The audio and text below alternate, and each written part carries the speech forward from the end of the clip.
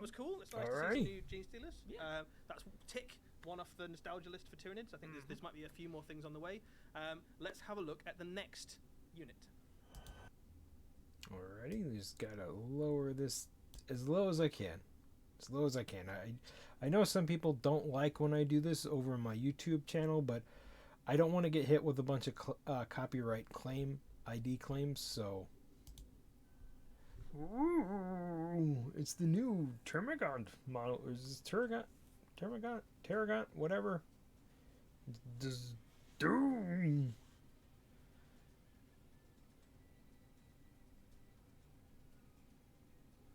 Yeah, it's both. Those guys with their gross guns that are actually other organisms. Oh, very cool. It's a box set. Swarm the battlefield. So, some new Gaunt options for your Tyranids. There is a new multi-part Hormagant unit, which is very cool, and you've got an expansion to the Termagant unit that we saw first in the Leviathan set. So cool. If we have a look at the Hormagaunts first, so this is a kit that has been in plastic for a little while, but certainly has been showing its age a bit. Yes. So very cool to see a new, much more detailed, very cool, very dynamic unit of Hormagaunts. That is neat. They are absolutely recognisably the Hormagaunts that you kind of imagine in your mind, but the level of detail on them, the dynamism, the speed that they're kind of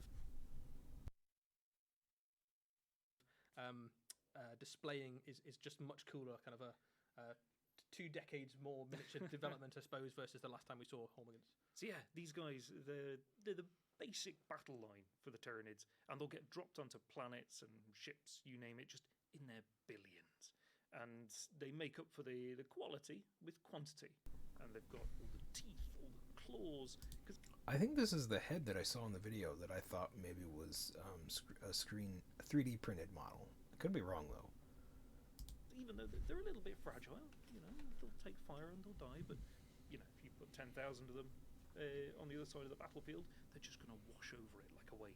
Yeah, and they're quite fast as well, so they tend to be the wave of gaunts that kind of hits first to tie up enemy units, so they're pretty deadly if you're fighting against something like guardsmen or guardians or fire warriors or something. They can definitely chop up light enemy infantry, but the thing that they kind of excel at really is just getting loads of them up into the middle of the enemy army, tying up tanks, stopping stuff moving.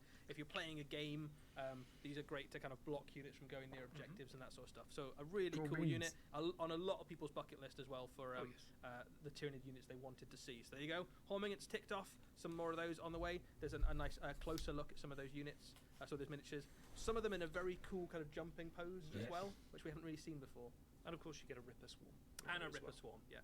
So a few of the Tyranid units come with a Ripper Swarm, so by the time you've kind of collected a Tyranid army, you will have enough Rippers to kind of put together a unit just by dint of having collected the rest of the miniatures. An entire Ripper army.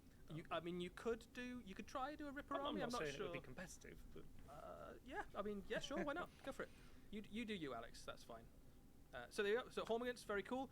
We've also got some new Termagants. So Termagants, obviously, we've seen the first of those new Termagant miniatures in the Leviathan box. But this kit has got a few extra things that the Leviathan set didn't have. So Alex, do you want to talk us through? It's got the weird mushroom gun. So as we saw in the Leviathan kit, they've all got flesh borers. So that's basically like a little borer beetle that's inside and flings itself out and then chews its way through the target.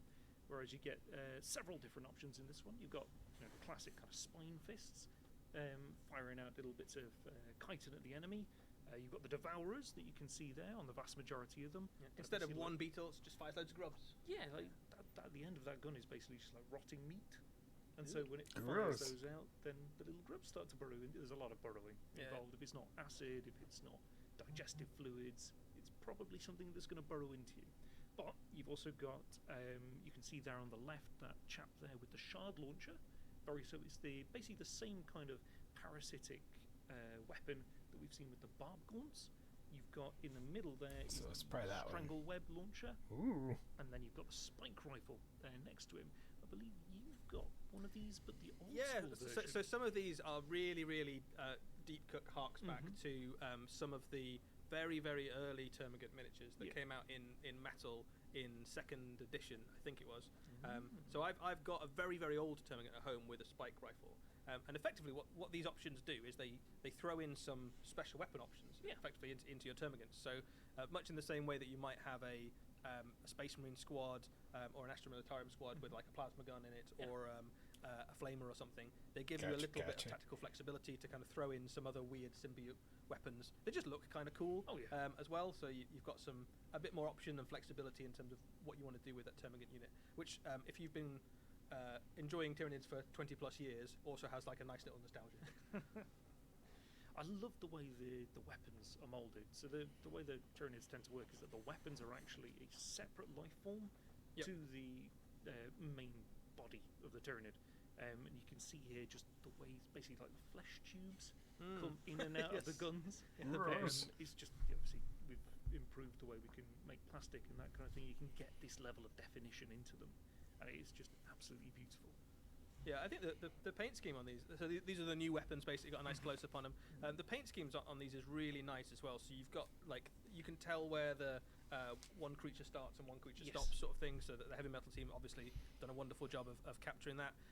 If you wanted to paint these much faster, you'd be well within your rights to just go, actually, you know what, everything that's chitin is one colour, and the armour plates are a different colour, so you could paint these up very quickly if you wanted to with contrast paints and things, or if you wanted to kind of take your time over them and really make them beautiful models, I think you absolutely could.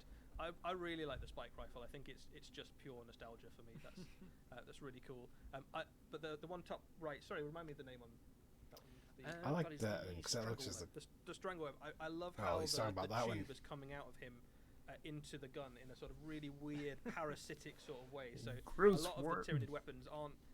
It's not like a happy partnership, is it? It's kind of sucking the life force out of the host beast to power the weaponry. But then these guys are essentially dispensable. Oh yeah, it's fine. It's just a walking battery for a gun, right? Basically, the Termagants, when they were originally created, were kind of fighting in the Tyranids. They were like white blood cells, weren't they? They were like they're running through to kind of do the jobs and tasks of the circulatory system. Almost. And it's really nice to see the difference between the Hormagaunts and the Termagants and the way the bodies are constructed, because obviously they're all gaunts. But these guys, they're a little bit more crouched down and compact for getting through those tiny tunnels, whereas the Hormagaunts are a little bit more spread out with their jumping, their leaping. You can see the speed in them as well. Yeah. So when the hive ships are kind of in the void, it tends to be the Termagants that are the things that are awake, aren't they? They're the kind of patrols that are on the hive ship and doing the tasks and cleaning out any kind of body who's foolish enough to try and board a hive ship. I can't think of much worse, to be honest, but I mean, some people might try it. The Deathwatch should probably give it a good go. Yeah, they'd give it a go, yeah. And then you just swarm them with Termagants. Absolutely. Right. That's very cool. I think we're a little bit ahead of schedule, but I think it's okay. We can probably jump